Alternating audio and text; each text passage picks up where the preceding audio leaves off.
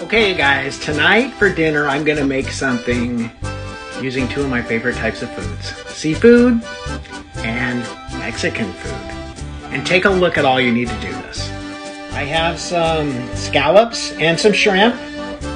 I have some peach mango salsa, some Old Bay seasoning, some red cabbage, some Monterey Jack cheese, and some flour tortillas, the bigger burrito size.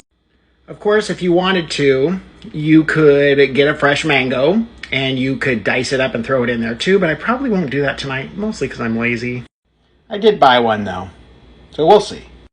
Okay guys, I like a lot of butter, so this is all I'm doing. This is just for me, this is for one burrito, but this is how I'm starting this. I've grated up some of my cabbage, and here is my Monterey Jack cheese. You only have to cook seafood for a little bit until the shrimp gets pink. It's almost done. Start with my tortilla, add my seafood to it, a little bit of cabbage just for some color and crunch, and I'll finish it off with some mango peach salsa. And there you have it, guys. Super fast, super easy, and super delicious. I'll see you all soon.